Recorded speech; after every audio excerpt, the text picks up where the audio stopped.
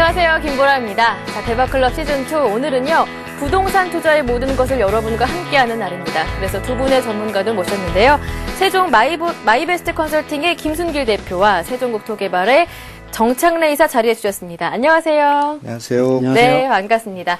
자, 한 주간의 부동산 시장 동향부터 점검을 해보도록 하겠습니다. 우선 수도권 매매 시장부터 살펴보면요.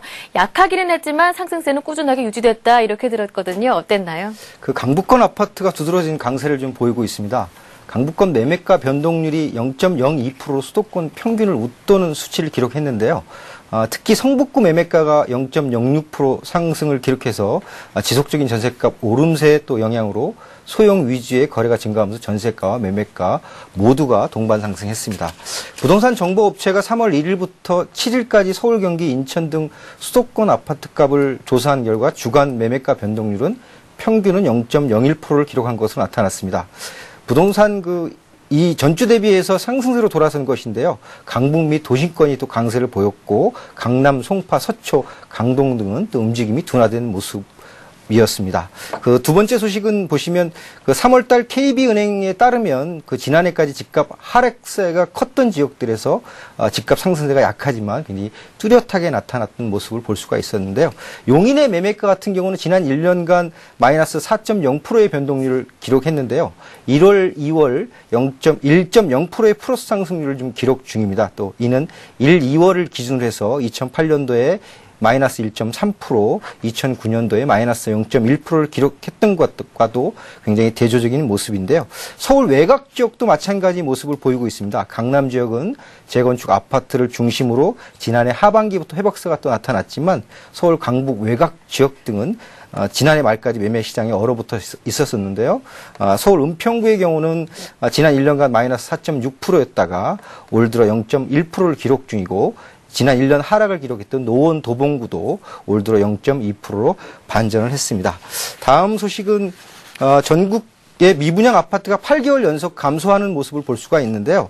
국토해양부는 지난 1월 말 현재 전국 미분양 아파트 84,923가구로 지난해 12월 87,000가구에 비해서 4.2%가 줄어들었다 이렇게 밝혔습니다. 이에 따라 전국 미분양 아파트는 지난해 6월 이후 8개월 연속 감소세를 보였습니다. 그 미분양 아파트 중에서도 굉장히 좋은 미분양 아파트 이런 것들은 국토해양부의 국토해양 통계 누리 및 온나라 부동산 포털 서비스를 이용해서 또 찾아보실 수가 있습니다. 다음 소식은 그 중소형 아파트가 인기를 끌면서요. 서울 수도권에서 새로 공급된 아파트의 65%가 전용 면적 85제곱미터 이하의 중소형인 것으로 나타났는데요. 이는 그 전체 공급 물량을 굉장히 웃도는 물량인데요. 135제곱미터의 초과주택은 4% 정도밖에 안 되는데 이는 1, 2인 가구 또 수요 증가가 많아지면서 중소형을 선호하는 모습도 보였고요. 또 그 지난 2009년도 IMF 2009년도 금융위기 이후에 중소형 건설회사들이 대형 평수를 많이 분양하면서 적체했던 그 아파트들이 남아있기 때문에 아무래도 건설사 부담 때문에 중소형을 먼저 분양하는 모습을 볼 수가 있었습니다. 네, 알겠습니다. 미약하나마 매매 시장은 회복세를 보이는 것 같아서 참 다행인데요. 자, 이제 문제의 전세 시장 들여다보겠습니다.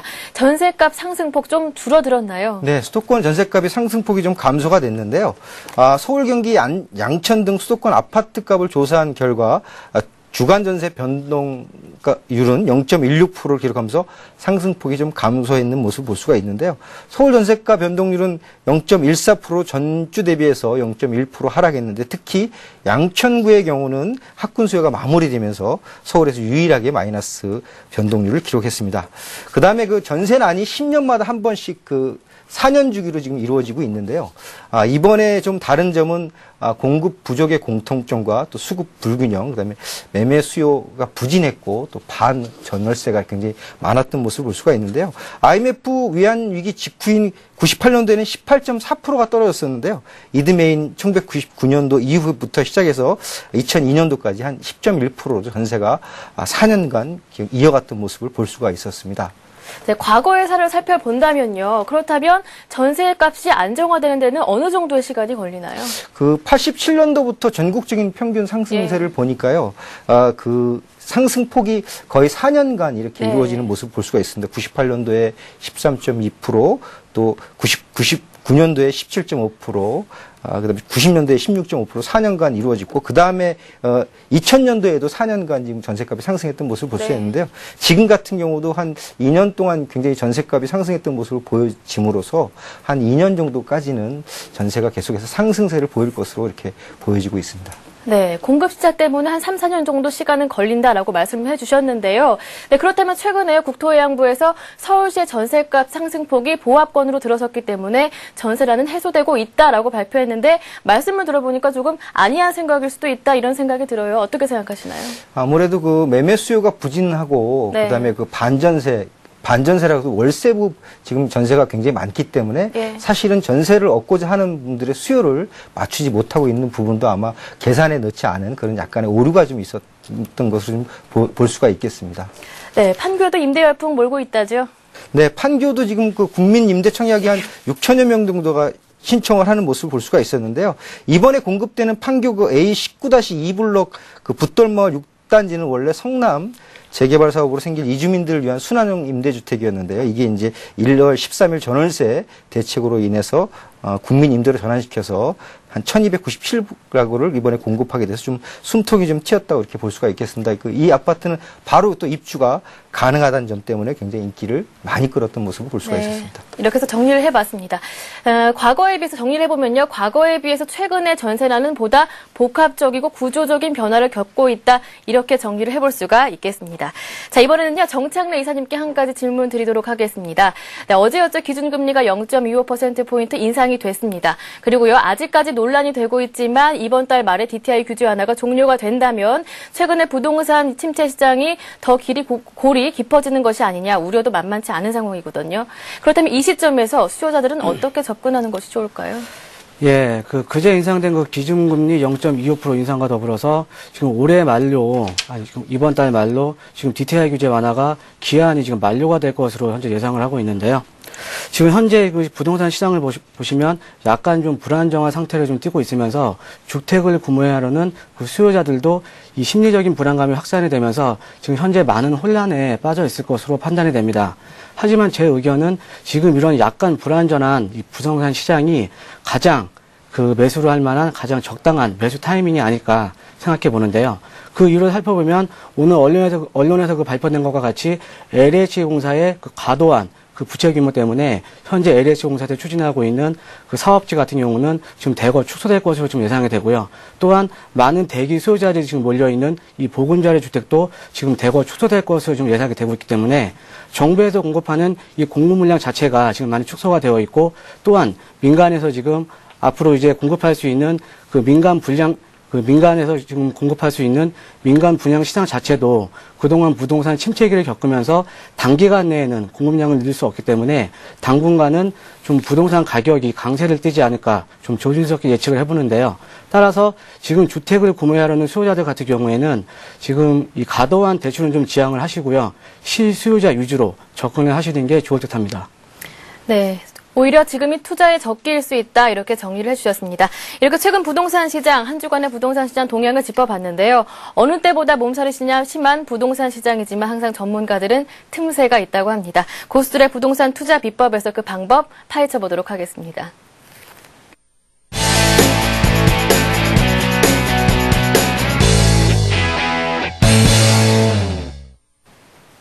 네, 고수들의 부동산 투자 비법 강의 들어보기 전에요. 여러분들 저희 프로그램 참여하실 수 있는 방법부터 알려드리겠습니다. 여러분 내 집 마련이나 부동산 투자에 관련해서 궁금한 점 굉장히 많으셨을 텐데요. 참지 말고 저희에게 전화하실 수 있습니다. 전화번호가 연결되어 있는데요. 서울 전화번호 2299-4034번 열려 있으니까요. 저희에게 전화 주시면 전문가의 상담을 받아보실 수 있는 기회를 공짜로 드리도록 하겠습니다.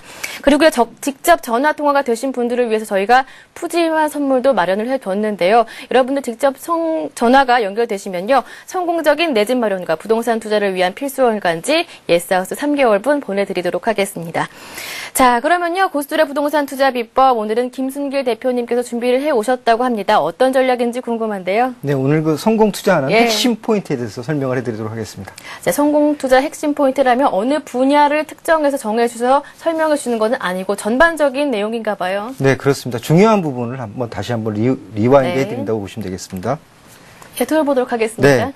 그 부동산 성공 투자 핵심 포인트 중에 여러분들이 잘 알고 계시는 것 첫 번째는 바로 정보를 잘 수집하셔야 되는 겁니다. 그 신문 및 방송, 인터넷이나 정부 관련 기관들의 발표 자료가 이에 속하는데요. 이런 기초 자료에 대한 분석을 통해서 정보를 수집할 수 있습니다. 이런 정보들을 잘 분류해서 그 자료화해야 되는데요. 가장 좋은 방법은 스크랩이라고 할 수가 있겠죠. 신문이나 뉴스 같은 건 속도감이 없으나 저기 그 신문에 정보를 잘 영구적으로 남기는 특징이 있기 때문에 요약 정리 핵심만 전달하기 때문에 스크랩을 잘하면 재건축이나 재개발 또 세금 정책이라든지 기타 분야별로 좋은 정보를 얻을 수가 있습니다. 하지만 그 정책의 변화라든지 정보가 변화되는 모습을 잘 체크해야 되는데요. 이런 것을 체크하고 마지막으로 필요한 것이 자료화된 정보의 확인 작업이라고 할 수가 있겠습니다. 실제적으로 발표한 내용이 맞는지 또 해당 기관 관공서의 확인을 함으로 인해서 목적물의 대상물에 대한 현장 답사를 통해서 투자가 될 수 있는지 판단을 해야 되는 것입니다. 두 번째로는 그 교통이 부동산의 가치를 바꾼다 이렇게 말씀드릴 수가 있겠는데요. 교통과 관련해서 투자 시점을 잡을 때는 언제가 좋을까요? 일반인들은 사전에 굉장히 그 이런 정보를 얻고자 할 것입니다. 그런데 발표 전에 사두면 뭐 땅 죽고 헤엄치는 격이기 때문에 그렇게 하겠지만 사실은 이런 정보를 알고서 투자하는 것은 일반인들이 매우 쉽지는 않습니다. 그러나 개발 호재가 있는 내용만 잘 살펴보아도 충분히 또 매매 타이밍을 예측할 수가 있겠습니다. 역세권 같은 경우를 예를 든다면 모두 한 3차례 정도 부동산 가격이 오르는데요. 먼저 지하철 노선의 발표 시점, 그 다음에 착공 시점, 그리고 개통 시점 이렇게 되어 있는데요. 노선 발표를 하더라도 개통까지는 굉장히 오랜 시간이 걸립니다. 그런 오랜 시간이 걸리는 중에는 공사 중에 일어나는 상권의 또 후퇴와 또 통행의 불편함 그리고 공사가 끝나지 않을 것 같은 불안감 때문에 급매물의 물건을 또 사실 수 있는 기회가 있습니다. 그래서 그럴 때 급매물을 사시는 것도 매매 타이밍에 매우 적기라고 할 수가 있겠습니다. 또 지하철 같은 경우 예를 들면 9호선과 7호선이 있는데 7호선보다는 9호선 지역이 좀 가격이 많이 비싼 편입니다. 이것은 네. 7호선보다는 9호선이 사람들의 경로, 주요 이동 경로에 굉장히 좋은 노선을 가지고 있기 때문입니다. 그 9호선 같은 경우는 김포공항의 상강을 따라서 당산, 여의도, 그다음에 흑석동, 반포, 잠실을 거쳐 경유해서 올림픽공원까지 이어지므로 직장인들의 수요가 굉장히 많은 직장에 근접하고 있기 때문입니다. 그래서 주로 강화문 을지로 강남 삼성권으로 이동을 하기 때문에 당연히 9호선 지역에 있는 아파트가 강세를 보일 수밖에 없습니다. 그래서 교통의 핵심은 또 여기 생기는 것이라기보다는 또 돈이 많은 곳, 사람들이 모여 있는 곳 이런 것들이 직장으로 얼마나 빨리 접근할 수 있느냐도 굉장히 중요하다고 이렇게 말씀드릴 수가 있겠습니다. 그래서 지방보다는 도시가 또 도시에서 지방 도시보다 서울로 이렇게 강남이나 강화문 쪽으로 접근할 수 있는 것이 좋겠습니다. 그래서 앞으로 개통의 신분당선이라든지 분당선 연장선이라든지 또 9호선 연장선이라든지 경전철 지역 이런 지역에 먼저 잘 유심히 살펴보셨다가 투자처가 나왔을 때 좋은 물건을 잘 구입하시는 것도 투자의 굉장히 큰 핵심 포인트라고 할 수가 있겠습니다. 다음에는 그 사람의 이동 경로에 돈이 있다 이렇게 말씀드릴 수가 있겠습니다. 그 사람들은 매우 끊임없이 이동을 하는데요. 직장을 위해서 아니면 또 돈을 벌기 위해서 이동을 합니다. 그러면 이동이 많은 곳에 아무래도 굉장히 금액이 많이 오르면서 수요가 있을 것으로 예상이 됩니다. 그래서 가산 디지털 단지라든지 또 공단 지역이 많은 활성화되는 요즘엔 또 구로라든지 대림역도 인기가 많은 것 중에 하나입니다. 또 서울의 셀러리맨들이 가장 많이 모이는 장소는 뭐 광화문, 을지로, 강남, 삼성동입니다. 이곳들의 대기업 본사가 많이 있기 때문에 또한 이곳에 집중이 많이 되어 있기 때문에 그렇습니다. 또 2001년에서 2003년도 부동산 폭등기에 서울 대치동과 도곡동 땅값이 굉장히 많이 올랐는데 집값이요. 이 이유는 큰 원인 중에 하나는 명문 학원과 학군이 있기 때문이다. 뭐 학원과 학군 지역인 목동이라든지 상계동 이런 지역도 투자처 중에 대상이 된다고 할 수가 있겠습니다. 또 중소기업 오너라든지 변호사, 의사, 전문가들이 많이 사는 곳들도 투자를 하시면 거의 손해보지 않는다는 말씀을 드릴 수가 있겠습니다. 다음에는 대기업들이 새로 확장을 하거나 이전을 하는 지역도 투자처 중에 하나라고 이렇게 말씀을 드릴 수가 있겠습니다. 대기업이 움직이면 거기에 또 직장에 근무하는 그 대기업에 근무하는 수요가 있기 때문입니다. 또 이런 것들이 제일 많이 모여 있는 것이 지금 이제 강남인데요. 신도시보다 신도시 중에서도 일산보다 분당이 또 집값이 높은 이유는 네. 강남 부자들의 또 접근성이 좋기 때문이라고 이렇게 할 수가 있겠습니다. 다음에는 그 보유할 가치가 있는 부동산에 투자를 하라는 말씀을 드릴 수가 있는데요. 개발 재원은 있는지, 또 개발 주체는 누구인지, 또 개발이 신혈된 가능성은 있는지를 정확히 체크하셔서 보유할 가치가 있는 부동산에 투자를 하시면 되는데요. 특히 그중에서도 개발 재원이 가장 큰 포인트라고 할 수가 있겠습니다. 개발 재원이 있어야지 개발이 진행이 되면서 가격 단계별로 가격 상승을 함으로 해서 내가 원하는 투자 가치를 가질 수가 있다고 이렇게 말씀을 드릴 수가 있겠습니다. 네, 이렇게 해서 변치 않은 블루칩을 찾아내는 눈, 그것이 바로 부동산 투자의 핵심 포인트였습니다. 자, 지금까지 전해주신 내용이 바로 성공 전략이었다면, 그렇다면 부동산 투자에서 실패하지 않는 방법은 무엇인지도 궁금합니다. 유의점도 살펴볼까요? 먼저 부동산 투자할 때 꼭 원칙을 지키시라는 말씀을 드리고 싶습니다. 원칙을 지키다는 얘기는 그 시류나 시황에 이렇게 흔들리지 않으시고요. 내가 어느 시점에 투자를 하겠다는 것을 정해서 투자를 하시면 좋으실 것 같고, 또 자신에 맞는 스타일로 투자를 해야 됩니다. 처음부터 값이 싸고 좋은 물건을 사서 큰 수익을 내기보다는 적당한 물건을 사서 조금이라도 이익을 볼 수 있는 그 실패를 하지 않는 방법을 터득하는 것도 굉장히 좋은 것이라고 말씀드릴 수 있고요. 두 번째는 투자 목적이 굉장히 또 분명해야 된다 이렇게 말씀드릴 수가 있겠습니다. 부동산 투자로 돈을 벌려고 하면 수익으로 돈을 낼 건지, 아니면 향후에 내가 주거하면서 노후에 안정적인 투자를 할 건지, 보수적인지 공격적일지, 이런 것도 투자 목적을 분명히 해야 됩니다. 그 상담을 하다 보면 목적 없이 그냥 부동산을 사겠다는 그 상담이 의외로 굉장히 많았던 모습도 볼 수가 있었습니다.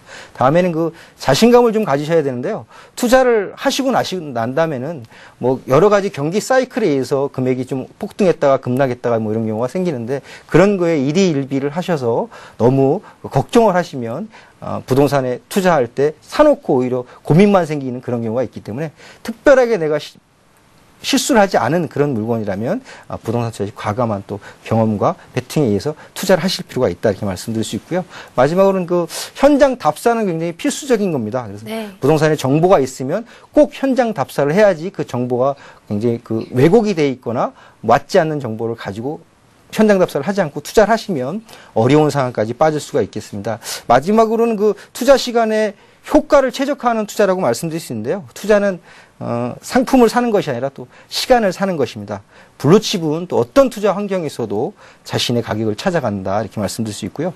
주식이든 부동산이든 사람의 또 기호는 쉽게 변하지 않기 때문에 사람들이 좋아하는 부동산에 투자를 하시면 되실 것 같습니다. 그래서 투자의 세계에서 돈 버는 것이고 지식의 양으로 결정되는 것이 아니라 투자의 원칙과 또 실행을 실천하는 것이 매우 좋은 투자의 포인트라고 이렇게 말씀드릴 수 있겠습니다. 네, 알겠습니다. 이렇게 해서 고수들의 부동산 투자 비법, 오늘은요, 김순길 대표의 부동산 성공 투자 노하우 함께 알아봤습니다. 이어서요, 알짜 투자 지역을 짚어드리겠습니다. 부동산 이곳을 주목하라, 지금부터 함께합니다.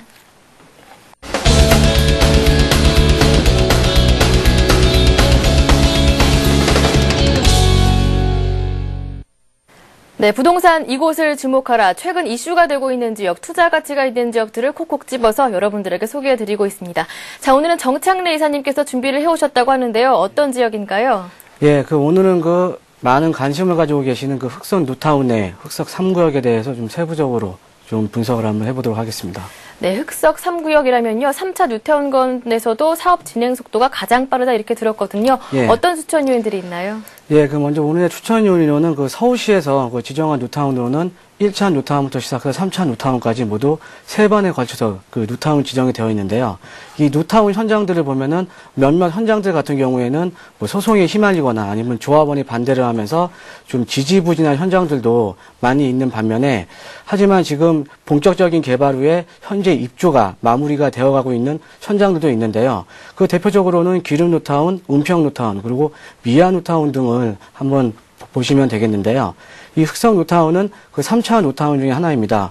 이 흑석 뉴타운을 살펴보면 흑석 뉴타운 내 지금 5구역의 경우에는 이번 3월 달에 현재 입주에 들어갈 예정이고요. 그리고 흑석 4구역과 6구역 같은 경우는 내년 7월과 내년 12월에 입주에 들어갈 예정입니다. 따라서 이 기존에 있던 3차 뉴타운 중에서 가장 빠른 사업 속도를 보이고 있다는 점에서 첫 번째 추천 요인을 들었고요. 그리고 두 번째 추천 요인으로는 이 흑성 뉴타운에서 각 업무지구와의 접근성이 아주 탁월하다는 점입니다.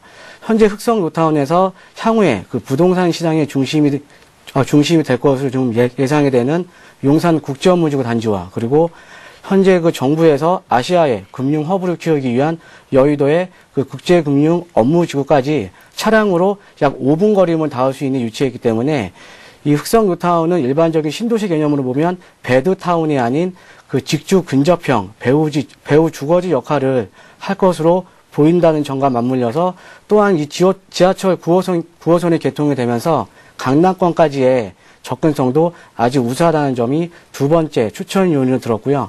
또 세 번째 추천 요인은 이 광역 학군제 시행입니다. 이 광역 학군제는 서울시에 거주하는 중학생들이 자기가 원하는 고등학교를 선택할 수 있는 이 제도인데요. 이 제도가 시행됨에 따라서 이 강남 상구 주변으로 있는 강동구나 성동구 그리고 동작구 같은 인근 지역들이 크게 혜택을 입을 것으로 판단이 되는데 이 흑성 뉴타운을 살펴보면은 이 강남과의 그 통학 거리가 짧고요. 반면에 이 집값을 비교해 봤을 때 상대적으로 강남보다는 아주 저렴하면서 강남 8학군에 혜택을 받을 수 있을 것으로 판단이 되기 때문에 바로 이런 혜택을 받을 수 있을 걸 판단이 되기 때문에 이런 점 또한 향후 아파트의 미래 가치에도 큰 영향을 미칠 것으로 판단이 된다는 점에서 세 번째 추천 요인으로 들었습니다. 또 마지막 네 번째 추천 요인으로는 현재 흑석 3구역을 보시면은 그 초등학교, 중학교가 이 밀집한 지역인데요. 흑석 뉴타운 내에서는 이 숭실대학교와 이 중앙대학교가 이 배후 지역에 있고 이 흑석 뉴타운 내에는 초등학교와 중학교가 있는데 흑석 3구역 바로 앞으로 초등학교 2곳과 그리고 중학교 1곳이 지금 몰려 있습니다. 또한 흑석 뉴타운 내에는 향후에 그 신설학교가 1곳이 더 지금 예정에 있기 때문에 만약에 이 신설학교에 고등학교가 들어서게 된다면 흑석 3구역 주변으로는 그 초등학교, 중학교, 고등학교가 모두 개교가 될 것으로 예상이 되기 때문에 흑성 뉴타운 내에서 학교와의 접근성 면에서 봤을 때 아주 우수한 위치에 있다는 점이 오늘의 마지막 그 추천 요인으로 들었습니다. 네, 일단 주거지로서는 손색이 없는 것 같은데요. 재개발 지역이잖아요. 그러니까 구체적인 개발 계획도 살펴봐야겠죠. 네, 먼저 이 개발 계획을 한번 이제 살펴보기 전에요. 먼저 흑성 뉴타운 전체에 대해서 한번 간략하게 한번 살펴보도록 하겠습니다. 네, 사업 계획도 살펴볼까요? 예. 그 흑성 뉴타운 같은 경우는 현재 위치는 지금 동작구 흑석동 84-10번지 일대고요. 그리고 면적은 89만 4,933 제곱미터입니다. 현재 인구는 28,222명이고요. 그리고 향후에 이 흑성 뉴타운이 모두 개발이 완료가 되게 된다면 29,106명 정도로 지금 계획 인구를 잡고 있습니다. 현 세대수는 11,541세대에서 이 뉴타운 개발 후에는 이 계획 세대수는 13,241세대까지 지금 늘어나고요. 또 현재 그 학교 현황을 보면 4개의 학교가 있는데 아까 제가 말씀드렸듯이 신설학교가 1개 더 신설이 되면서 학교는 모두 5개로 지금 예상을 하고 있습니다. 흑성 뉴타운의 모든 사업이 완료가 되는 사업 목표 연도는 2015년 정도로 현재 예상을 하고 있습니다. 또 다음으로 보시면은 이 흑석동은 흑성 뉴타운은 1구역부터 9구역까지 모두 9개 구역이 이렇게 재개발 구역으로 정해져 있고 존치 관리 구역이 2곳, 또 존치 정비 구역이 1곳이 있는데요. 흑석 1구역 같은 경우는 현재 이 주택 재개발 사업으로 가면서 사업 진행 절차를 보시면 사업 진행에서는 현재 추진이 결성 중에 있고요. 조합 설립 인가 신청 중에 있습니다. 흑석 2구역은 향후에 흑석 뉴타운이 모두 개발이 되게 되면 그 흑석 뉴타운 내에서 상업 기능을 담당할 것으로 지금 예상이 되는 지역이고요. 흑석 3구역은 이따가 한번 자세하게 또 세부적으로 분석을 해드리겠습니다. 흑석 4구역, 5구역, 6구역 같은 경우는 현재 지금 분양 신청 후에 앞으로 입주를 앞두고 있는 이제 단지로 보시면 되겠고요. 흑석 7구역은 조합 설립 인가 후에 시공사 선정을 끝마치고 현재 사업 시행 인가 신청 중에 있는데 시공사는 대림산업으로 보시면 되겠습니다. 흑석 8구역은 흑석 7구역과 마찬가지로 현재 시공사 선정까지 끝마친 상태인데 시공사는 동구 센트레빌로 보시면 되겠고요. 흑석 9구역은 아까 말씀드린 1구역, 2구역과 마찬가지로 현재 추진이 결성 후에 그 조합 설립 인가 신청 전에 있는 지역으로 보시면 되겠습니다. 네, 이렇게 해서 사업 계획에 대해서 자세히 알아봤는데요. 이제 주변 개발 계획은 어떤지 본격적으로 들어보겠습니다. 예, 흑석 3구역의 그 주변 개발 계획을 한번 보면요. 국립현충원 근린공원 개발이 있고요.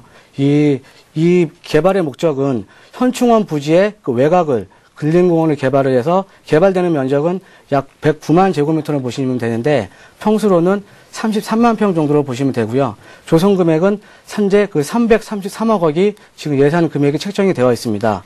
사업의 목표 연도는 2020년으로 현재 예상이 되어 있고요. 서울숲과 월드컵 공원 같은 대형 공원이 서남부권에 새로 조성이 된다라고 보시면 되겠습니다. 또 다른 주변 개발 계획으로는 그 살펴보면은 이 신길 뉴타운과 이 노량진 뉴타운과 더불어 현재 지도상으로 보시는 것처럼 바로 앞으로는 여의도 전략정비구역, 또 흑성 뉴타운이 이렇게 4개 지역이 현재 주변에 이제 같이 이제 개발이 되게 되는데요. 그 중에서도 가장 빠른 사업 속도를 보이고 있는 지역이 바로 오늘 제가 소개해드린 흑성 뉴타운, 그리고 다음으로는 신길 뉴타운, 다음으로는 이 노량진 뉴타운을 보시면 되겠는데요. 이렇게 한강 이남 쪽으로 신길 뉴타운과 노량진 뉴타운, 흑성 뉴타운이 대규모로 연속적으로 이렇게 주거벨트가 형성이 되면서 향후에 이렇게 규모가 큰 만큼 이 규모와 집적의 이익을 누릴 수 있게 되면서 각 주거 지역마다 이 랜드마크급으로 개발이 되기 때문에 향후 아파트의 미래 가치에도 아주 긍정적인 영향을 미칠 것으로 판단이 됩니다. 다음 주변 개발 계획을 보시면은 이 흑성 뉴타운에서는 그 CBD, 그러니까 종로까지 약 8km 거리에 입지하고 있고요. 또 4km 내에 아까 말씀드린 노량진 뉴타운이 입지하고 있고 여의도와 용산 그리고 강남 이 부도심의 중심에 입지하고 있다라고 보시면 되겠습니다. 또한 바로 한강변에 지금 위치했기 때문에 올림픽대로가 인접해 있고요. 또 지하철 9호선이 개통이 되면서 흑성역에서 신논현역까지 13분이면 접근이 가능하고 흑성역에서 그 여의도 국제금융업무지구까지는 9분 정도면 접근이 가능하게 됩니다. 따라서 또한 이 용산국제업무지구로는 차량으로 한강대교를 통해서 차량으로 5분 거리면 접근이 가능하기 때문에 각 업무지역 간의 그 접근성이 아주 뛰어나다는 점을 말씀드리고 싶습니다. 네, 알겠습니다. 이번에는요, 상권과 교통 여건 좀 더 자세하게 살펴볼게요. 예, 그 상권하고 이제 교통을 한번 살피기 전에 아까 흑석 3구역에 대해서 한번 자세하게 한번 살펴보도록 하겠는데요. 설명하실 게 더 남아있었군요. 예, 예. 그 흑석 3구역을 보시면 지금 잠시만요. 네. 흑석 3구역의 그 세부 진행 사항 한번 살펴보도록 하겠습니다. 현재 진행 사항은 그 시공사 선정 후에 지금 사업 시행 인가 신청 중에 있고요. 2012년 말 정도에 지금 이주를 예정을 하고 있습니다.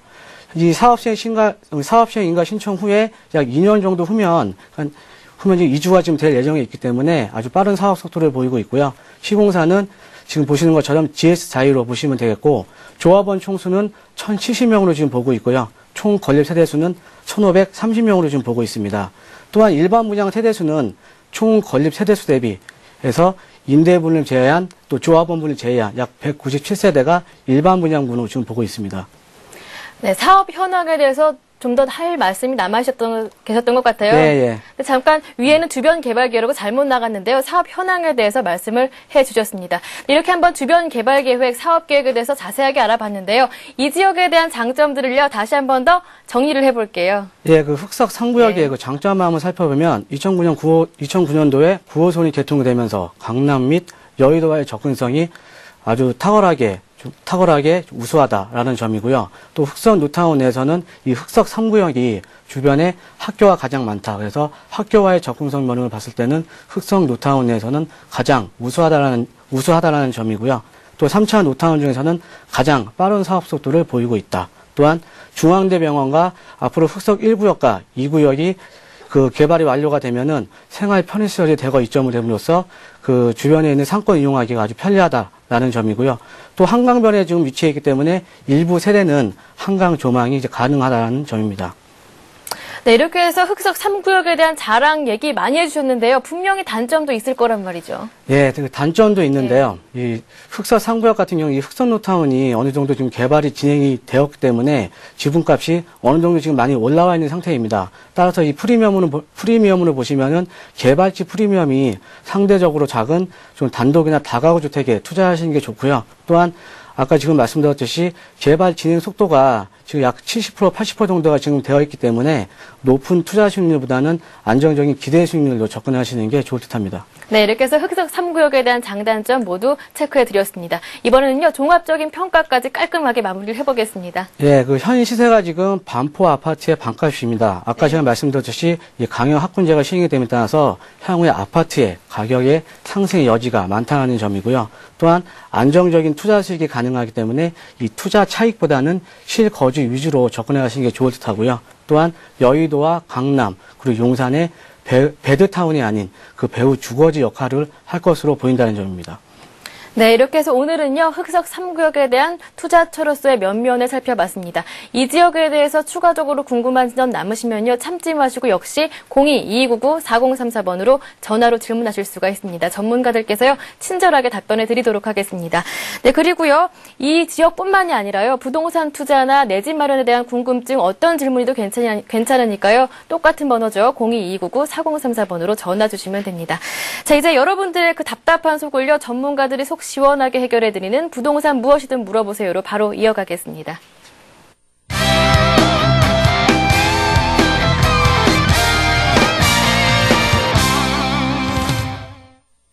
네, 부동산 무엇이든 물어보세요. 다시 한 번 더 알려드리겠습니다. 참여 방법은 02-2299-4034번 열려 있습니다. 이 번호로 전화 주시면요, 전문가들의 상담 공짜로 받아보실 수가 있습니다. 첫 번째 전화 받아보겠습니다. 안녕하세요. 네, 여보세요? 예, 반갑습니다. 네, 안녕하세요. 자, 궁금하신 점이요, 김순길 대표께 여쭤보실 수 있으니까요. 무엇이든지 네. 다 여쭤보시기 바랍니다. 네, 고맙습니다. 감사합니다. 부탁드리죠. 네, 안녕하세요. 네, 안녕하세요. 네, 어떤 점이 궁금하신지요? 네, 저는 시흥동에 살고 있는데요. 네. 이제 시흥동 집을 얼마 전에 팔았어요. 아, 그러셨어요? 네. 예, 그래가지고 저기 방배 4동에 있는 거 방배 6구역이요. 네, 방배 6구역이요. 네, 이거를 하나 사고 싶은데 네. 이거 지금 이 가격을 주고 사도 괜찮은가 여쭤보고 싶어서요. 방배 6구역에 대해서요? 예, 근데 제가 보고 왔는데요. 네. 대지 9평이고 전용 면적이 뭐 16평이라고 하는데 네. 5억 4천이라고 얘기를 해요. 네. 그럼 이게 평당 한 2천 정도 되는 것 같은데 네. 이게 사도 괜찮은가 어쩐가 싶어서요. 지금 그 방배 6구역의 그 빌라 다세대 지분이 한 5, 6천만 원 정도 가고 있습니다. 시세가 지금 그렇게 가고 있거든요. 아, 그렇습니까? 방배동 6구역에 대해서 그럼 잠깐 설명을 좀 드려보도록 하겠습니다. 네. 방배동 6구역은 그 2010년도 예. 그 12월 달에 재건축 구역으로 지정이 됐어요. 네. 그래서 1012세대가 지금 들어설 예정이고, 예. 방배동은 뭐 잘 아시다시피 서초구의 그 단독주택 재건축 지역인데요. 네. 그 아파트를 새로 공급을 하려면 기존에 있는 아파트를 새로 재건축하거나 아니면 택지에다가 아파트를 짓거나 공지에 아파트를 짓거나 아니면 단독주택 재건축에 아파트를 져야 되는데 방배동은 이제 단독주택들이 밀집이 되어 있는 곳이기 때문에 예. 5구역도 구역정이 됐고요. 예. 2-6구역도 지금 그 구역정이 돼서 조합 설계가 돼서 지금 롯데캐슬이 지금 시공사 선정이 되어 있어서 그쪽이 앞으로 고품격 주거단지로 변할 수 있는 곳 중에 한 곳이다 이렇게 말씀드릴 수가 있겠습니다. 뭐 내방역이라든지 이수역도 도보권으로 이용할 수 있는 지역이고요. 예. 뭐 앞으로는 굉장히 또 좋을 지역 중에 하나라고 말씀드릴 수 있고 짓는 예. 것들도 뭐 스카이라인을 다 형성해서 이렇게 1층에는 저층으로 도로변은 저층으로 그다음에 그 도로변 안쪽에는 중층으로 이렇게 짓겠다는 계획도 나와 있고 2015년도에 지금 그 완공이 될 예정인데요. 방배 6구역은 지금 기존에 한 200여 동을 철거를 해서 새로 지금 짓는데 한 조합원 한 700여 분 정도 지금 되는 걸로 지금 알고 있거든요. 근데 제가 가서 알아봤는데요. 네. 조합원이 한 500년 정도 된다고 그러더라고요. 그래요? 기존에 있는 가구가 한 702가구 정도 되고, 예. 나머지 세대수가 1012세대 분양을 하니까 나머지 부분은 또 분양이 되는 걸로 저는 알고 있거든요. 예. 그래서 지금 보면 가격이 가장 문제인데요. 예. 지금 이제 방배 6구역의 조합원 분양가가 얼마인지 일반 분양가가 얼마인지는 아직 알 수는 없지만, 예. 인근에 있는 2-6구역의 예를 들면, 예. 지금 그쪽에서 예상하는 건 조합원 분양가를 한 6억 8천 정도 예상을 하고요. 예. 일반 분양가를 한 10억 정도 예상을 하더라고요. 그래서 근데- 그 조합원은 2천만 원대에 분양을 하는 것으로 이렇게 지금 되어 있어서 한 예. 3억 정도의 그 프리미엄 정도를 예상을 하고 있는데 예. 시기나 경기 변동에 따라서 보면 2억에서 3억 정도가 왔다 갔다 할 것으로 보여집니다. 그래서 지금 예. 사시는 금액에서 예. 지금 2천만 원 정도가 감정평가를 받으셔서 예. 비례율이 2-6구역이 한 131% 정도 나왔으니까요. 예. 그 정도 금액으로 계산을 해서 내가 추가 부담금을 계산해내면 예. 프리미엄이 한 2억에서 3억 정도 되니까 지금 예. 요것을 투자해도 될 것인지 말 것인지는 사실은 여기서 정확하게 계산을 해드릴 수가 없고요. 예. 따로 전화를 주시면 제가 예. 그것을 구체적으로 분석해서 예. 금액이 얼마 정도 추가 부담이 생길 것이며 내가 예. 향후 프리미엄 차익 정도가 얼마 정도 될 것인지. 왜냐하면 지금 방배 6구역은 방배 2-6구역하고 좀 다르니까요. 그 주민들의 예. 또 재건축하려는 그 굉장히 열화가 좀 있기 때문에 그런 부분이 예. 다르니까 그걸 따로 제가 정리해드리면 좋을 것 같습니다. 그거는요. 아, 예, 알았습니다. 네, 전화를 감사합니다. 제가 드리겠습니다. 네. 네. 네. 네, 전화 주셔서 감사드리고요. 항상 대박클럽과 함께 해드리길 바라도록 하겠습니다. 자, 전화번호는요, 02-2299-4034번 열려 있습니다. 언제든지 전화 연결해 주시면요, 여러분께 친절한 답변 드리도록 할 테니까요, 많은 참여 기다리고 있겠습니다. 자, 곧바로 두 번째 전화를 받아보겠습니다. 안녕하세요. 안녕하세요. 네, 아직 전화 연결이 안 된 것 같습니다. 다시 한 번 더 참여 방법 알려드리겠습니다. 저는요, 서울 전화번호고요. 2299-4034번 열려 있으니까요. 내 집 마련이나 부동산 투자 관련한 어떠한 질문도 괜찮습니다. 저희에게 전화 연결해주면 전문가와 곧바로 연결을 해드리도록 하겠습니다. 자, 기다리던 두 번째 전화 받아보겠습니다. 안녕하세요. 안녕하세요. 여보세요? 네, 제게 연결했나요? 어렵게 연결이 됐습니다. 반갑습니다. 예, 수고하십니다. 예, 고맙습니다. 이번에는요, 정창래 이사님께 한번 연결을 해보겠습니다. 예. 예, 안녕하세요. 예, 안녕하십니까. 예, 그 어떤 점이 궁금하셔서 전화 주셨죠?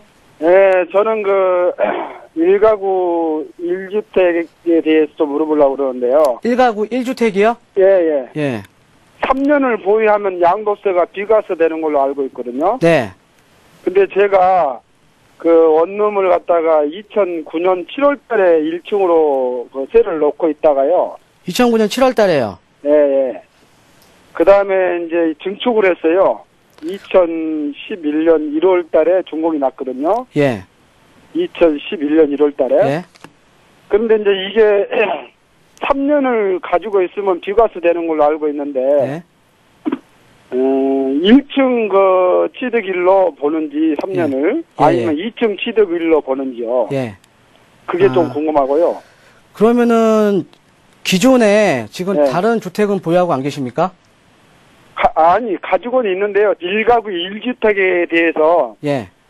1주택이라고 가정을 했을 때, 아, 가정을 했을 때요. 그러니까 현재 네. 지금 1가구 1주택으로 지금 이제 보유를 하고 계신 건데, 네. 지금 2009년 7월 달에 지금 주택을 매입을 하신 거죠?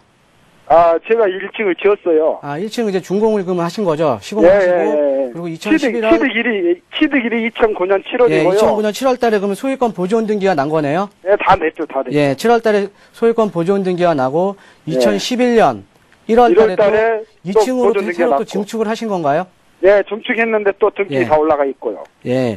일반적으로 그 1가구 1주택일 때는 서울의 경우, 서울 수도권의 경우에는 그 3년 보유 또 2년 거주 요건을 채우셔야 양도세 예. 비과세가 되는데요. 예. 지금 지역이 어디십니까? 저는 저기 남양주 하도읍이니까요. 아, 남양주시면은 보유 요건은 없겠네요. 그러니까 그러면은- 3년만 가지고 있으면 되는데, 예. 제가 묻고 싶은 거는 그 1층 기준을 따지는 건지, 네네. 2층을 갖다가 3년을 기준 잡을 때 말이에요. 네네. 제가 1층만 가지고 있으면 1층 그 2009년 7월로만 3년을 가지고 있으면 되는데, 네.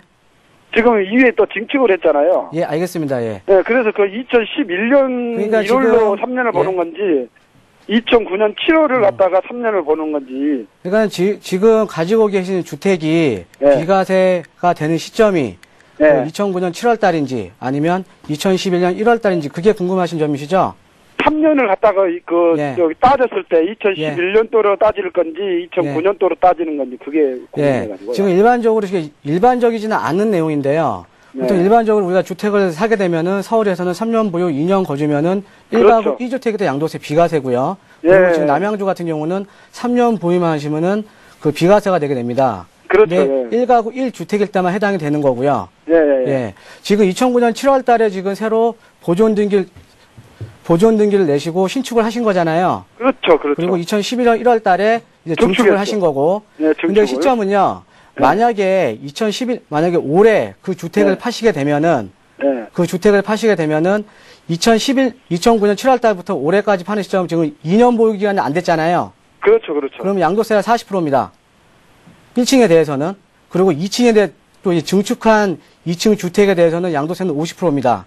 근데 만약에 그게 절세를 그렇게 하기 위해서는 네. 기준점이 되는 거는 그 2011년 네. 1월 달에 증축한 그 주택이 네. 3년 되는 시점이 되어야 그 비과세 요건을 채울 수 있습니다.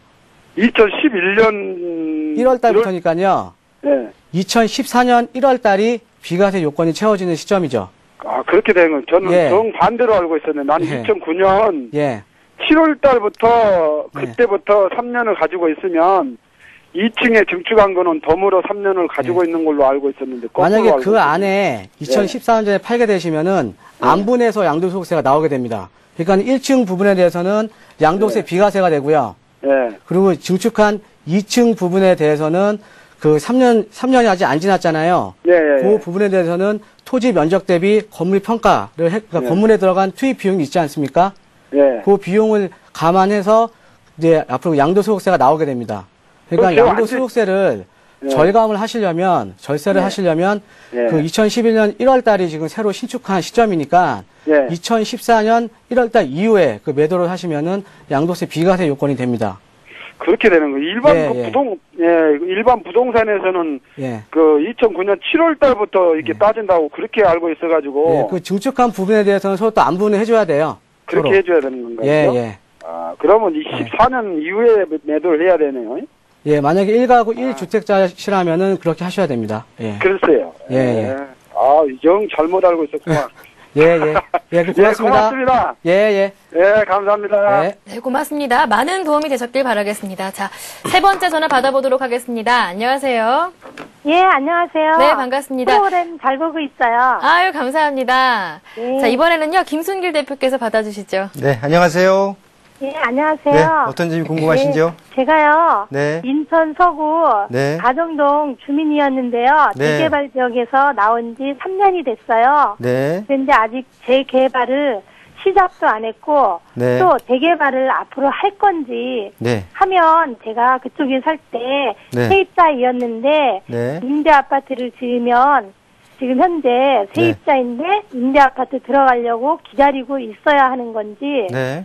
또 제가 결혼 26년 차인데요. 네. 청약 통장이 있어요. 한 네. 8년 차. 네. 네, 그 청약 통장을 통해서 그 재개발 지역을 기다리지 말고 다른 지역에 가서 임대 아파트를 사야 하는 건지 네. 좀 궁금해서 전화드렸고요. 네. 또 재개발 지역에 살 때 저희 시댁 부모님은 네. 소유자이셨거든요. 네. 근데 그분이 연세가 76세세요. 네네. 근데 재개발에 들어가려고 기다려야 하는 건지, 네. 또 들어갈 때 연세가 높으시니까 융자 대출이 되는지 궁금해서 전화드렸습니다.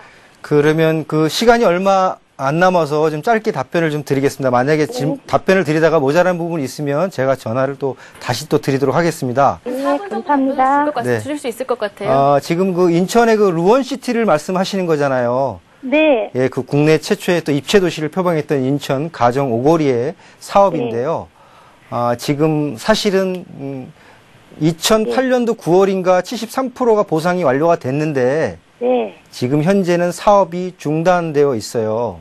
네. 처음에 사업비가 1조 5천억 원 정도 예상을 했던 게 네. 지금 한 4조 5천억까지 올라가면서 3배 정도 올라가고 또 LH공사하고 토지공사가 사업성 수익 악화로 지금 사업이 중단되어 있는 사실은 안타까운 현실의 현장이기도 합니다.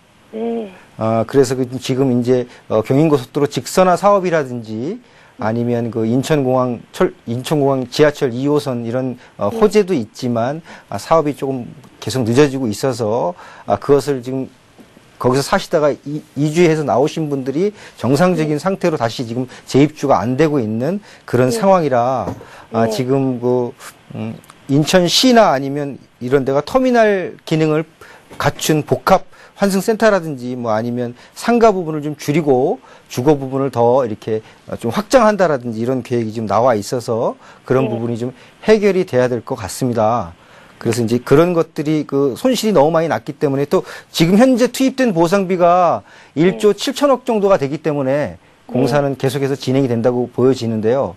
기다리시기는 좀 시간이 좀 걸리실 것 같다 이렇게 말씀드릴 수가 있고요.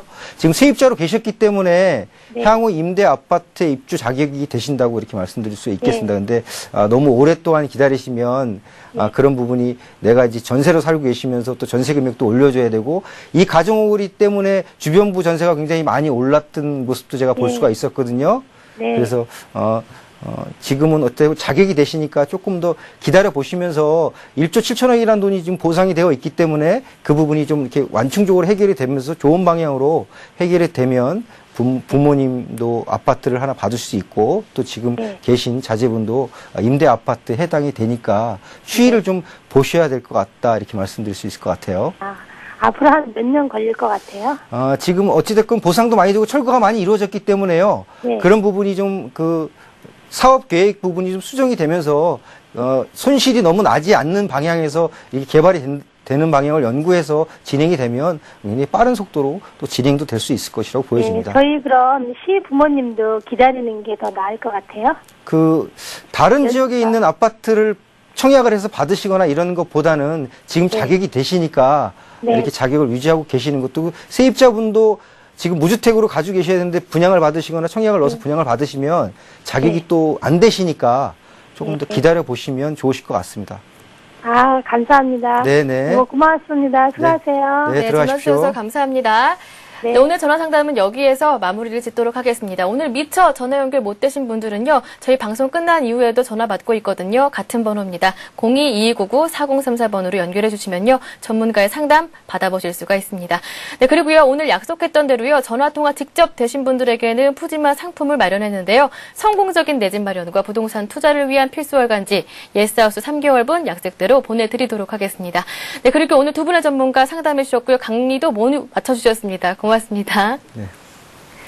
네, 대박클럽 시즌2 오늘 순서는 여기까지입니다. 다음 주부터는요, 대박 플러스라는 새로운 이름으로 찾아뵙는데요. 방송 시간은 6시 30분으로 갔습니다. 그리고 저는요, 다른 프로그램에서 더 나은 모습으로 찾아뵙도록 하겠습니다. 네, 지금까지 대박클럽 시즌2를 시청해주신 여러분, 고맙습니다. 주말 즐겁게 보내십시오.